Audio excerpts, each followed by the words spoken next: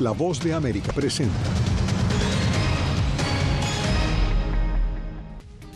Estados Unidos pide a Venezuela una ruta electoral garantizada para aliviar sanciones. Cámara Baja de Estados Unidos prepara votos sobre ayuda a Israel y Ucrania tras meses de dilaciones. Crimen organizado copa la agenda de la jefa del Comando Sur estadounidense durante visita a Guatemala. Y Ecuador paraliza la actividad laboral para combatir la crisis energética.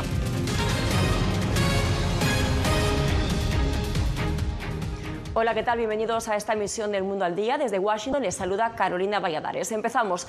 El Departamento de Estado achacó a la falta del cumplimiento de una ruta electoral en Venezuela el retorno de las sanciones al gas y petróleo venezolanos, pero deja la puerta abierta para que Caracas cambie de posición. Así que hacemos contacto con nuestra compañera Celia Mendoza. Celia, ¿a quién afecta esta medida? Carolina, esto afectaría directamente a las empresas de hidrocarburos extranjeras que quieran hacer negocios con PDVSA. Sin embargo, bajo esta nueva directriz, estarían dando la oportunidad a que se revise caso a caso y pedir permiso al Departamento del Tesoro, quien tendría la potestad de eliminar estos permisos o entregarlos dependiendo de los intereses de seguridad nacional de los Estados Unidos. Avanzamos, Venezuela. Horas después de revocar la licencia general 44 para transacciones petroleras y gasíferas con Venezuela, el Departamento de Estado dijo este jueves que aún no hay evidencias de una ruta electoral garantizada por parte del gobierno de Nicolás Maduro. La plena implementación del Acuerdo de Barbados ofrece el mejor camino para restaurar la democracia que los venezolanos merecen. Creemos que ayudará a mejorar las condiciones económicas y humanitarias y también abordará la crisis migratoria. El vencimiento de esta certificación restringirá operaciones de empresas extranjeras de hidrocarburos con la estatal PDVSA hasta el 31 de mayo, salvo Chevron, la italiana, Eni y Repsol de España, cuyas certificaciones están validadas desde 2022. Ahora, solo transacciones autorizadas por el gobierno de Estados Unidos podrán ocurrir en Venezuela y expertos esbozan el posible impacto en la industria petrolera de ese país. Los flujos que hoy tenía Maduro en cuanto a las exportaciones petroleras con la licencia 44, que están aproximadamente en unos 60 millones mensuales, se reducen. Y al no tener la licencia para operar libremente, entonces tiene que recurrir a brokers. Desde Venezuela, Maduro desestimó la sanción que entra en vigor este 19 de abril. No hay amenaza que hoy por hoy le haga daño al esfuerzo de construir un nuevo modelo económico productivo, porque hoy no dependemos de nadie en este mundo, solo dependemos de nuestro esfuerzo. Saludar al gobernador. Mientras tanto, se sigue de cerca el precio de los hidrocarburos en medio de esta situación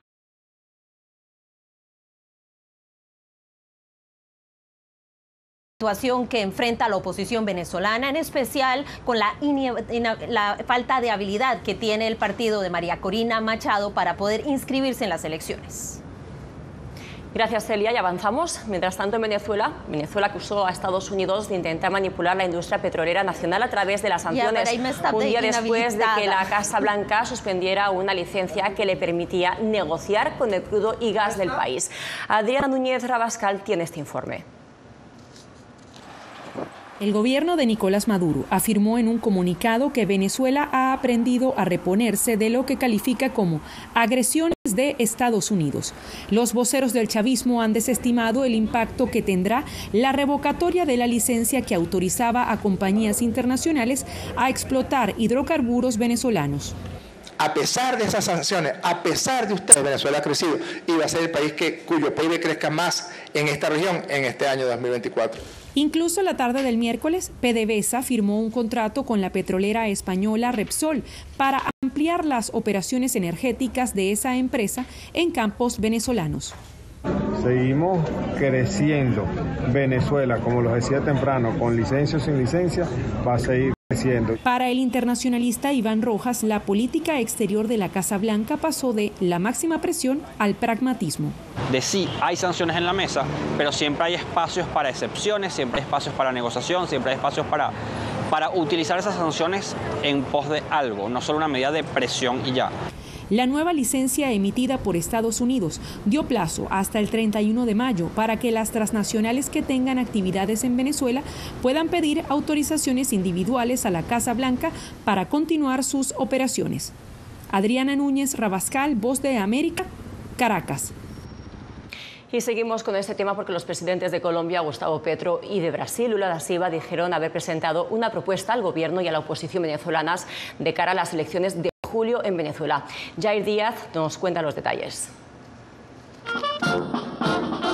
Luego del encuentro entre el presidente colombiano Gustavo Petro y su homólogo brasileño Lula da Silva, ambos mandatarios propusieron al mandatario venezolano Nicolás Maduro y a la oposición en ese país celebrar un plebiscito para comprometerse a garantizar la seguridad de quien pierda en las próximas elecciones presidenciales en Venezuela. Que garantice un pacto democrático para cualquiera que pierda en esas justas electorales certeza y seguridad sobre su vida, sobre sus derechos, sobre las garantías políticas que cualquier ser humano debe tener en su respectivo país. En lo que dependa de Colombia y de Brasil, este continente continuará siendo una zona de paz, porque tan solo la paz trae el progreso. Hasta el momento, desde el Palacio de Miraflores no ha habido respuesta alguna.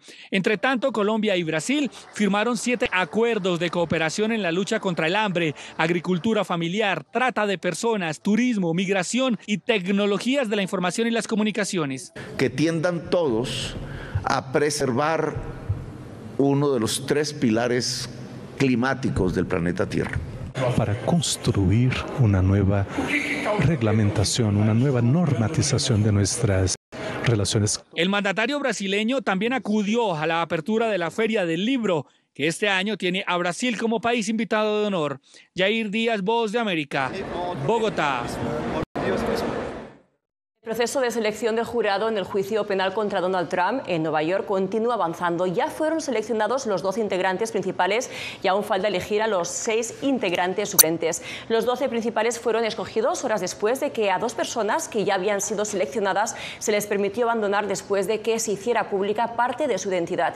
Aunque los datos personales de los miembros del jurado son confidenciales, una mujer aseguró que estaba siendo objeto de preguntas por parte de familiares y amigos sobre integrar parte de este jurado. La Cámara de Representantes de Estados Unidos sopesa dividir la asistencia militar a Israel y a Ucrania en 2 proyectos de ley separados que podrían votarse a finales de esta semana. Esto después de que el Senado aprobó un proyecto de ayuda único para ambos países. Paula Díaz con nosotros. Paula, adelante. ¿De qué depende el éxito o fracaso de esta nueva propuesta? Carolina, el presidente de la Cámara Baja, Mike Johnson, ha pedido el apoyo de los demócratas para alcanzar un acuerdo. Esto ante las diferencias que tiene dentro de su propio partido.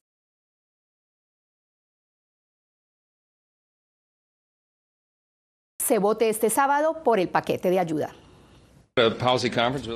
El presidente de la Cámara Baja, Mike Johnson, presentó un paquete de proyectos de ley que proporcionará ayuda militar a Ucrania e Israel, repondrá los sistemas de armas estadounidenses y brindará asistencia humanitaria a los civiles en Gaza. Pero en medio de un Congreso dividido, ha pedido el apoyo de los demócratas para alcanzar un acuerdo. Sabemos que el mundo está observando cómo respondemos. Están observando si Estados Unidos defenderá a sus aliados y nuestros propios intereses en todo el mundo. Y lo haremos. La ayuda estadounidense se ha retrasado ante las objeciones del ala más conservadora sobre un proyecto de ley bipartidista de $95.000 millones aprobado por el Senado en febrero, incluidos $14.000 millones para Israel y $60.000 millones para Ucrania. 3 de los 4 proyectos de ley propuestos por Johnson cubrirían Ucrania, Israel y el Indo-Pacífico. Pero esta decisión de Johnson podría costarle el puesto. La representante republicana de Georgia, Marjorie Taylor Greene, amenaza con presionar para destituirlo. Ahora le está diciendo a Estados Unidos y a los votantes republicanos que destinará dinero a Ucrania por $60.000 millones, supuestamente desglosados para hacerlo más atractivo de alguna manera. El presidente demócrata Joe Biden dijo el miércoles que apoya firmemente la propuesta del republicano Mike Johnson para proporcionar ayuda a Ucrania, Israel y Taiwán. El secretario de Estado Anthony Blinken instó a la Cámara de Representantes a aprobar la ayuda militar a Ucrania. En este momento es urgente que todos los amigos y partidarios de Ucrania maximicen sus esfuerzos para brindarle a Ucrania lo que necesita para continuar defendiéndose eficazmente contra esta agresión rusa. La principal diferencia entre los dos paquetes es que el de la Cámara incluye más de 9.000 millones de dólares en asistencia económica a Ucrania en forma de préstamos condonables. El proyecto de ley aprobado en el Senado no busca reembolso alguno. Johnson ha dicho que el expresidente Donald Trump apoya el concepto de préstamo y sería el presidente Biden quien ponga o autorice las condiciones de este préstamo.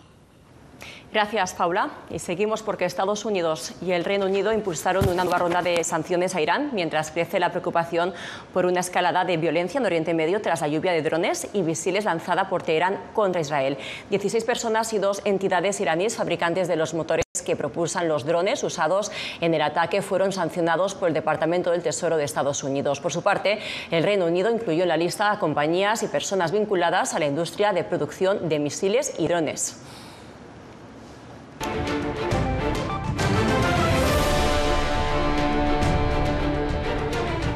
Mientras la policía busca evitar que migrantes sin permiso de trabajo vendan en mercancías en las calles de Queens, Nueva York, activistas y el propio alcalde aseguran que la crisis migratoria se sigue agravando.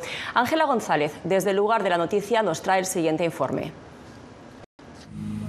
Migrantes que buscan ganarse la vida volvieron a estas calles de Queens tratando de vender mercancía, después de que a algunos le fueran confiscados sus productos en 2 redadas policiales. Sí, se les llevaron la mercancía, pobrecitos. Ellos están vendiendo su mercancía, no es mercancía robada, ¿ves? Sino que ellos hacen su negocio y ya ni la gente que a veces anda vendiendo cosas robadas y no les dicen nada. Fuera de cámara, algunos vendedores dijeron que consiguen la mercancía comprándola más barata o en iglesias o donaciones.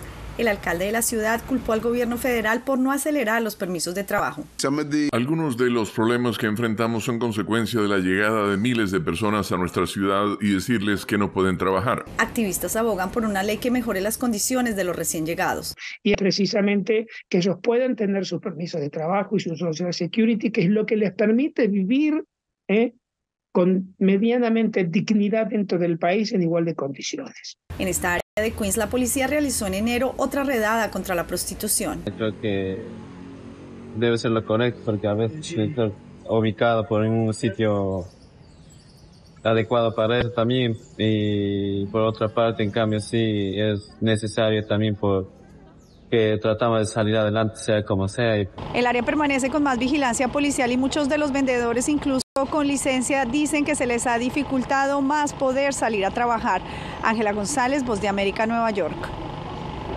Las amenazas a la seguridad de los países del hemisferio occidental y el combate a las organizaciones criminales fueron los temas prioritarios durante la visita de la jefa del Comando Sur de Estados Unidos a Guatemala. Eugenia Sagastume tiene este reporte. Este jueves concluyó la visita de la jefa del Comando Sur de los Estados Unidos a Guatemala, donde resaltó la importancia del trabajo de ambos gobiernos para abordar las amenazas a la seguridad y los desafíos mutuos en temas como la lucha contra las organizaciones criminales transnacionales y la migración irregular. Las organizaciones criminales transnacionales buscan detonar la inestabilidad regional, exacerbando la violencia y la corrupción. Las organizaciones criminales transnacionales se aprovechan de la población más vulnerable de la región, provocando niveles extraordinarios de migración irregular. Una amenaza que preocupa no solo a Guatemala y a Estados Unidos, sino a toda América Central, como se abordó en la Conferencia Centroamericana de Seguridad. Provocan falta de oportunidades para el desarrollo para la gran mayoría de nuestras poblaciones en toda la región. Para enfrentar positivamente estas amenazas, necesitamos actuar de manera integral para proteger apropiadamente las fronteras bajo responsabilidad legal de los estados. Durante su visita, Richardson también se reunió con el presidente Bernardo Arévalo para abordar el fortalecimiento de la alianza entre Guatemala y Estados Unidos y destacó la participación de la mujer en los programas del ejército. Eugenia Sagastume, Voz de América, Guatemala. Vamos a la pausa y en minutos les contamos cómo responde Ecuador a una crisis en el suministro eléctrico.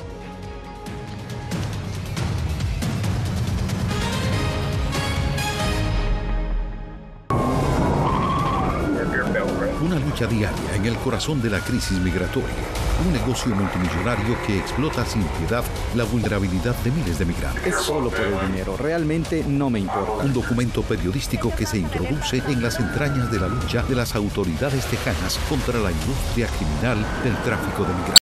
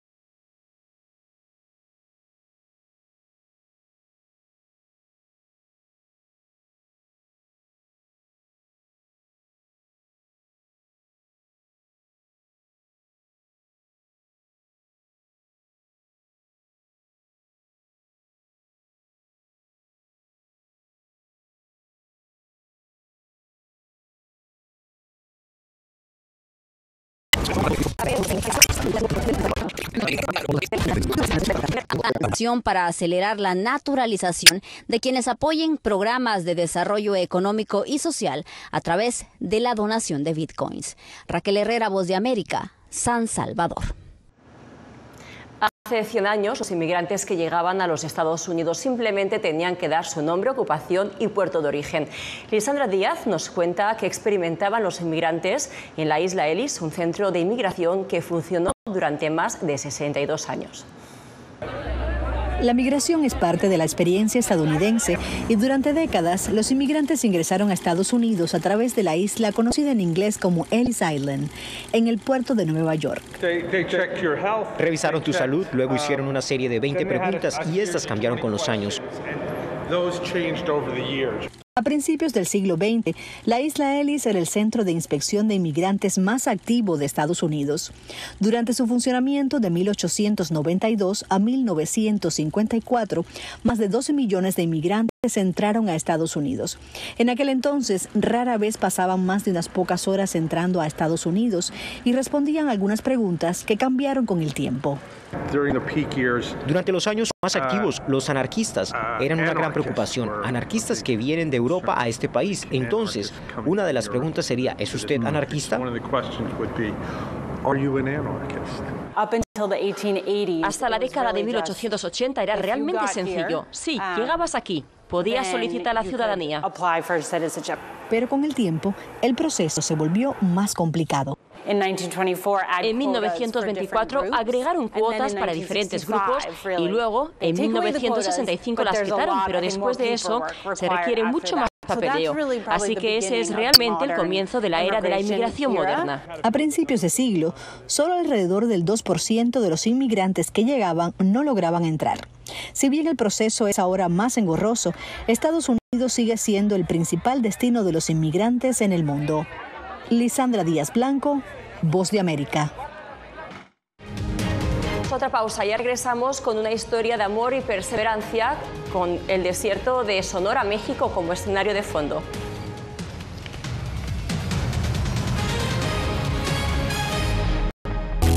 Uno de los mayores centros de producción global de opio está experimentando profundos cambios a medida que los talibanes intensifican su lucha contra la industria de la droga. Hellman, la maldición de los narcóticos. Una investigación exclusiva de La Voz de América que nos lleva a lo más profundo de las plantaciones de amapolas en Afganistán. Ahora en todas nuestras plataformas.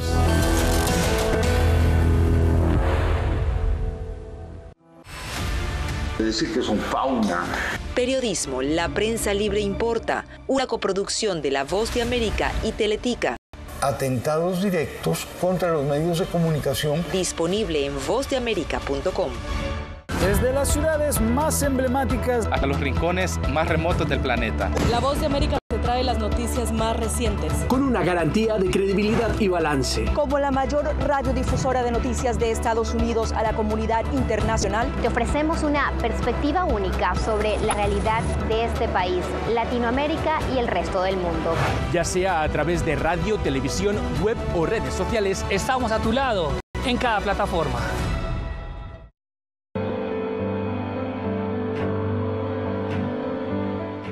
Motivado por la defensa de la libertad y la democracia en el mundo, este estadounidense dejó todo y se marchó a Ucrania para hacer un trabajo humanitario arriesgando su vida, transportando suministros, alimentos y medicinas a los territorios del este de Ucrania, bajo asedio. Aquí para ayudar. Disponible en todas las plataformas de La Voz de América. Siento miedo de ejercer periodismo. Periodismo, la prensa libre importa, una coproducción de La Voz de América y Teleamazonas. Siento miedo de decir que soy periodista. Disponible en vozdeamerica.com.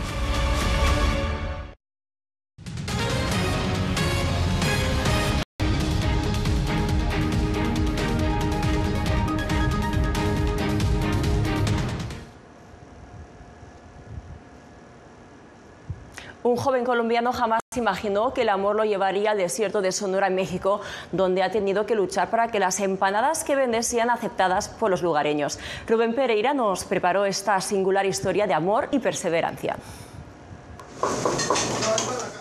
En la tierra de la carne asada en el desierto del norte de Sonora. Aquí estamos elaborando unas empanadas colombianas. Miguel Ángel, originario de Medellín, Colombia, se ha abierto paso con sus empanadas paisas. Realmente las ha tenido que mexicanizar con más tomate, un toque de chile y cebolla para que sean aceptadas. Y al principio fue de picar piedra porque la gente no conocía la empanada. Creían que eran dulces o de cajeta. Y pues yo les decía que no, que las probaran. Hace casi 4 años, Miguel llegó a Caborca, Sonora, tras conocer a su ahora esposa por Instagram. Empezó vendiendo sus empanadas en la calle y poco a poco fue ganándose el paladar y el corazón de los caborquenses, hasta que pudo abrir su restaurante El Parcero. La verdad están muy buenas y es una opción pues diferente a lo que normalmente estamos acostumbrados, como nos mencionas. De la carne asada, pues tenemos este otro platillo. La mamá de Miguel Ángel, en Medellín, aunque lo extraña, se siente orgullosa por la perseverancia de su hijo. En medio de su esfuerzo ha querido salir adelante con su venta de comida colombiana en nuevos territorios y eso me pone muy contenta. Miguel piensa en grande. Su sueño es expandir su negocio y en un futuro tener su franquicia de restaurantes tanto en México, Estados Unidos y Colombia. Y siempre agradecido con Caborca, Sonora, donde no solo encontró una fuente de ingresos, sino también una familia. Hay que comportarse bien siempre y tratar de hacerle el bien a los demás, nunca el mal. Y pues yo creo que ahí está la clave. Rubén Pereira, Voz de América, Phoenix, Arizona. Y este que verán ahora es Benja, una cría de rinoceronte de 100 kilos de peso, nacida en el zoológico londinense de Whitesnake hace apenas 6 semanas. A pesar de su corta edad, ya corretea bajo el sol y juega con otros rinocerontes bajo la protección de su madre. Los rinocerontes blancos, como Benja, enfrentan amenazas de caza furtiva y pérdida de su hábitat en Sudáfrica. Así, con esas imágenes nos despedimos de esta emisión del Mundo al Día. Que tengan un feliz día.